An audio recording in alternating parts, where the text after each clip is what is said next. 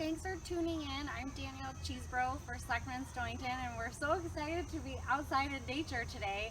We're here with Davnet and Kim at the Denison Pequotsepos Nature Center, and they're going to tell us a little bit more about the Nature Center and what you can do here. So thanks, Davnet and Kim. Excellent. Thank you for coming today, Danielle. Well, yes, we are at the Denison Pequotsepos Nature Center, and we are at the part that people typically think of when they think of the Nature Center, which is why the other thing they think of when they think about the Nature Center is here with us, and Kim is holding one of our animal ambassadors, and this is Kingsley.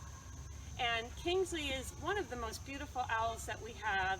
Kingsley is a short-eared owl and came to us not too long ago. About 3 years ago. About 3 years ago, and lives in one of our enclosures here. So if you come to the Nature Center for a walk or a hike, you would be able to see Kingsley and all of our other owls here at the Nature Center, which we have quite a few. Absolutely. We have over 20 birds of prey right now here at the Nature Center. And so it's a combination of birds who are in for rehabilitation and will hopefully be released back out into the wild, and our ambassador birds. And that is one thing that people do turn to the Nature Center for, is that if they see an injured or orphaned wild animal, they typically call us. And this year was a really busy year, actually. We had a lot. I think it's because so many people are out in nature right now because of the pandemic, that we found a lot of baby birds. We brought in quite a few different interesting baby birds, many of which have been re-released back into the wild.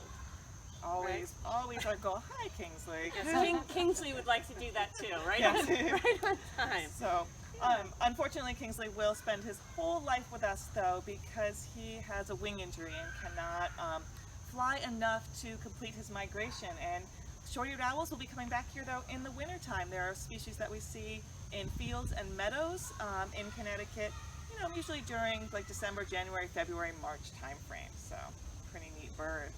So if you're interested in learning more about our owls and our other animals and all of our wonderful wildlife here at the Nature Center, we do lots of different types of programming. We're really excited. We've just restarted our birding programs here at the Nature Center, and so every Saturday morning we have bird programs going on. I believe this week we'll be over at the Peace Sanctuary, but we also are at places like Bluff Point State Park. We were here at Barn Island the other day in Stonington. In addition to that, you might be hearing some background noise of kids having a really good time today, and that is our Nature Day program going on. So a lot of our children who are doing hybrid learning in the area are coming to the Nature Center on those alternate days for some outside time, and a lot of families who are new homeschoolers or existing homeschoolers are also coming to our programs on Tuesday afternoons, Thursdays, and Fridays.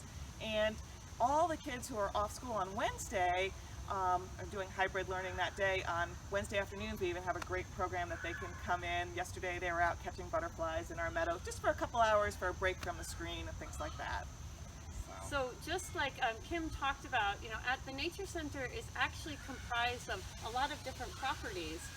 And we manage the land across about 400 acres and almost 10 miles of trails, which includes habitat for many different types of animals, including many different birds of prey in fields and meadows and forests. We have access all the way over to the Mystic River, nearby to the future home of the Boathouse Park, which is an exciting connection. And then across the river, we also manage the Peace Sanctuary, which is high up on the hill there. And we do see nesting eagles and osprey over on that side of the river. So that's really exciting, and it creates a wonderful, rich habitat for the whole community to come and enjoy. We found during the pandemic that our trail use has really increased as people come and seek refuge in nature, and that's been our theme this year, just taking refuge in nature throughout this challenging time. Many people are also familiar with our Coogan Farm property and our giving garden over there at Coogan Farm, which is a nice contribution to our community. So we really range from forest to meadow to even farm across the property.